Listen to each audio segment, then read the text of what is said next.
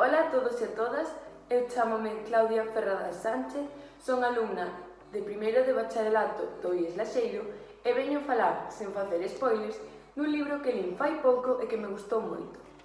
Ollos de auga, de Domingo Villar.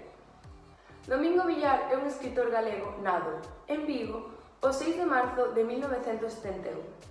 Este autor escribe novela negra, e os seus dous primeiros libros traducíronse a un total de 5 idiomas: galego, inglés, alemán, sueco e francés ou italiano, dependendo do libro, a partir da versión orixinal en castelán.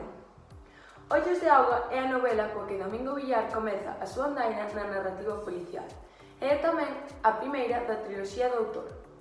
Esta novela saiu no ano 2006, a seguinte, A praia dos afogados, no 2009, e non foi ata o ano 2019 cando Villar sacou a última novela desta saga, O último barco. Ollos de auga pertence a Edicións Xerais. É un libro que conta cun total de 240 páxinas. Tanto a portada como a parte traseira do libro son de cor vermella.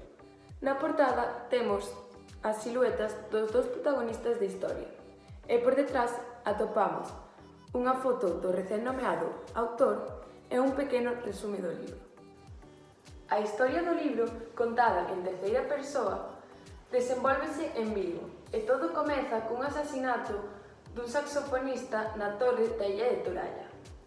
A partir de aí, un inspector experimentado e o seu axudante comisario terán que resolver o caso, e xa vos digo eu que, aínda que todas as pistas apunten a un culpável, nesta historia nada é o que parece ser.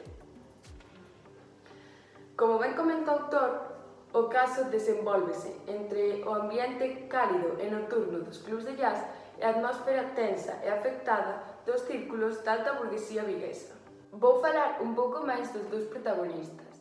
O inspector experimentado é Leo Caldas, un home de certa idade que xa leva moito tempo traballando na comisaría e que, ademais, tamén traballa nunha emisora, concretamente en Patrulla nas Ondas.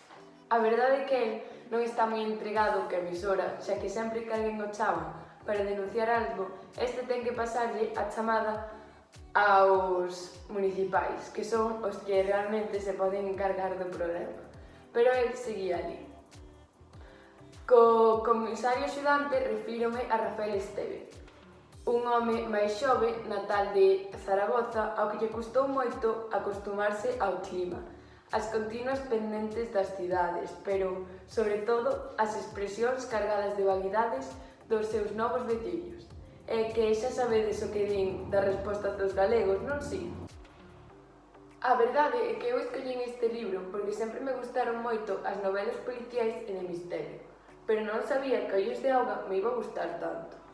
De verdade que é un libro moi fácil de ler, que garda intriga hasta o final, pero que a mí máis me gustou é que non te esperas para nada o que vai pasar. É dicir, cando xa pensas que sabes quen é o culpável da historia, todo torna e acaba sendo outra persoa totalmente distinta, e a min foi iso o que máis me gustou. Claramente eu recomendo este libro, sobre todo ás persoas que lles guste a novela policial, pero tamén penso que as que non están tan interesadas le deberían dar unha oportunidade, xa que vale moito a pena. Eu doulle un 9 alto a esta historia de Domingo Villar.